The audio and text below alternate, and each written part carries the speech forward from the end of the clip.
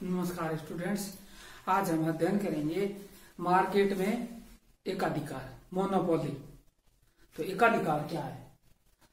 एकाधिकार बाजार की वह स्थिति है जब उत्पादक ऐसी वस्तु का उत्पादन करता है जिसकी कोई निकटतम प्रतिस्थापक वस्तु उपलब्ध नहीं होती है। एकाधिकार में उद्योग और फर्म वस्तुतः एक ही होते हैं। केवल एक ही विक्रेता अथवा उत्पादक होता है, यानी वन फिल्म इंडस्ट्री होता है। अर्थशास्त्रियों ने एकाधिकार को परिभाषित किया है स्टोनियर एवं हेग के अनुसार। किसने? स्टोनियर एवं हेग।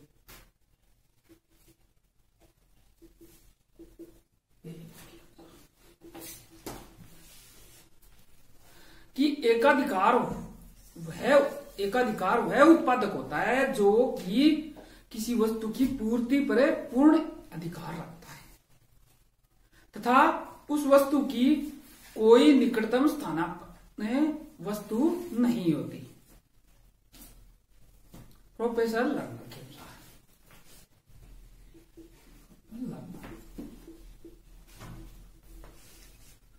एकाधिकार उस विक्रेता को कहते हैं जिसकी वस्तु की मांग का वक्र गिरता हुआ होता है, अर्थात उसकी पूर्ति का विक्रय वक्र लोचहीन होता है। मांग वक्र क्या होता है? वस्तु गिरता हुआ होता है और उसकी पूर्ति का विक्रय वक्र लोचहीन होता है। यह प्रोफेसर लर्नर ने बताया। प्रोफेसर चैम्बरलिन के अनुसार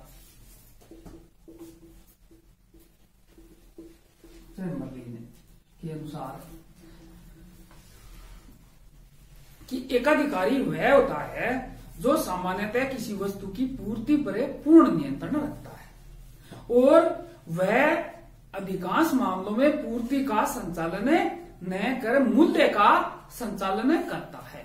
पूर्ति का नहीं और मूल्य का संचालन करता है। ये एकाधिकार की परिभाषाएं हैं। अब एकाधिकार की विशेषताएं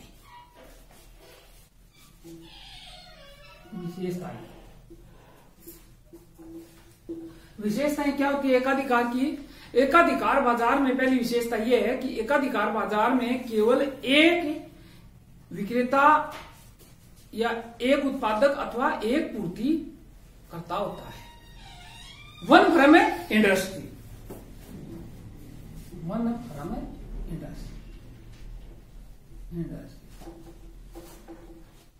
अकेला उत्पादक या विक्रेता होता है, पहली विशेषता। दूसरी, ऐसी वस्तु का उत्पादन किया जाता है जिससे कोई निकट स्थानापन्न वस्तु नहीं होती। No substitute goods, no substitute goods. उसकी क्या है? कोई निकट स्थानापन्न वस्तु नहीं होती। मांग की तीसरी विशेषता कि मांग की प्रतिलोच बहुत कम होती है। क्रॉस इलास्टिसिटी यानी प्रतिलोच क्रॉस इलास्टिसिटी बहुत कम या लगभग शून्य होती है। क्रॉस इलास्टिसिटी इक्वल टू 0, 0 के करीबन होती है। एकाधिकार फर्म स्वयं उद्योग होती है, अर्थात उद्योग और फर्म में कोई अंतर नहीं होता। उद्योग ही फर्म और फर्म ही उद्योग है। वस्तु का मांग वक्र नीचे दाएं झुकाव वाला होता है। मांग वक्र कैसा होता है? नीचे झुकाव वाला होता है। ये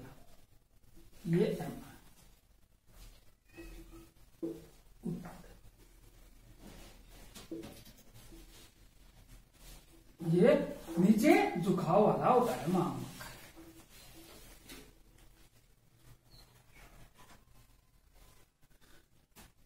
यह तथ्य यानी इस तथ्य को प्रकट करता है कि एकाधिकारी वस्तु की अधिक मात्रा कम कीमत पर ही बेचता है। अधिक मात्रा एकाधिकारी बेचना चाहता है तो कम कीमत करके ही बेच सकता है। इस पर एकाधिकार का एम आर वक्र ए आर वक्र के नीचे स्थित होता है। एम आर वक्र क्या होता है? ए आर वक्र के, ये ए आर वक्र है और एम आर वक्र इसमें इसके नीचे होता है। छठी इसकी विशेषता है कि एकाधिकारी कीमत और पूर्ति दोनों, यानी पूर्ति मात्रा दोनों में से कोई एक को निर्धारित कर सकता है। एक समय में कीमत और उत्पादन दोनों पर नियंत्रण करना संभव नहीं होता। कीमत और उत्पादन दोनों पर नियंत्रण नहीं कर सकता, एक पर नियंत्रण करता है। एकाधिकारी अगर वस्तु की कीमत निर्धारित कर देता है तो उसके उत्पादन का स्तर उपभोक्ता की मांग द्वारा निर्धारित होता है। सातवीं इसकी प्रमुख विशेषता यह है कि एकाधिकारी का उद्देश्य अधिकतम लाभ कमाना होता है। अधिकतम लाभ कमाना, अधिकतम लाभ कमाना इसका उद्देश्य होता है एकाधिकारी का। आठवीं विशेषता है उद्योग में प्रवेश के लिए बड़ी रुकावटें अथवा अवरोध होते हैं, क्योंकि अकेला ही उत्पादक या विक्रेता होता है, इसलिए वह दूसरी फर्मों के प्रवेश पर रोक लगाता है, इसलिए इनके अवरोध होते हैं।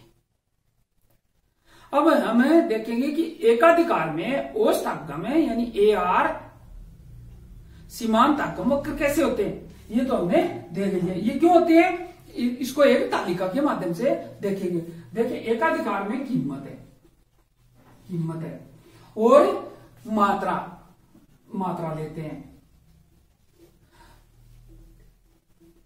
टी आर और ए आर था कुल आगम और सीमांत आगम, इसको एम आर कहते हैं, एम आर मात्रा। अब देखो 9 कीमत है 9, 8, 7, 6, 5, 4, 3, 2, 1 ये कीमत है। तो अधिक कीमत कम करके ही अधिक मात्रा बेच सकता है। 9 पर 0 बिकती है और फिर 8 पर 1, 2, 3, 4, 5, 6, 7 और 8 इकाइयां बेचता है, क्योंकि कीमत कम करके ही अधिक मात्रा बेची जा सकती है एकाधिकार में। कुल आगम कितना हुआ, यानी ये क्यू है और ये प्राइस है, पी गुणा क्यू, पी गुणा क्यू। कुल आगम 0, क्योंकि इकाइयां बिकी नहीं है। 8 एकम 8, 7 दूनी 14, 6 तिये 18, 500 के 20, 500 के 20 और 6 तिये 18 और 9 दूनी 18, ये कितने है 7 दूनी 14 और 8 एकम 8, ये इकाइयां है। ठीक है, ये टी आर हो गया, कुल आगम हो गया एकाधिकार में। अब सीमांत आगम निकालेंगे कैसे, टी आर में परिवर्तन की दर। टी आर में परिवर्तन की दर निकालेंगे तो ये यहां से इस 0 से 8 का परिवर्तन 8 का, फिर 6 का, फिर 4 का, 2 का, 0 का, -2 और -4 और -6, -4 और -6, ये क्या निकला है, एम आर मार्जिनल रेवेन्यू। और औसत आगम किसे कहते हैं, औसत आगम कैसे है, टी आर है उसमें उत्पादन की इकाइयों का भाग दे देते हैं। ठीक है, अब ये इस प्रकार का वक्र बनेगा, इसको हमें बना सकते हैं आसानी से।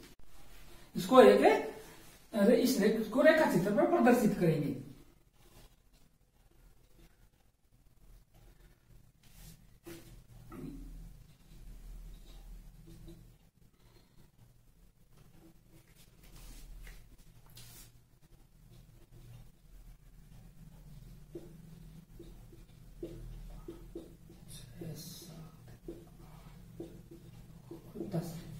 ये हमने ले रखी है क्या, सीमांत आगम और सीमांत आगम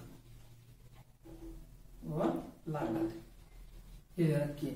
अब ए आर बनाएंगे, यहां उत्पादन की इकाइयां, उत्पादन 1, 2, 3, 4, 5, 6, 7, 8, 9 ये इकाइयां। AR क्या है, 0 से 9 तक।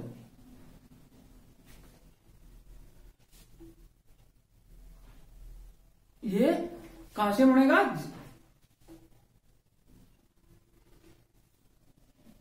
याद है, और MR 5 इकाइयों पर 0 है, ये 5 इकाइयां, यहां 0 है, यहां तक 5 इकाइयों पर 0 होने का कारण है ये इस प्रकार।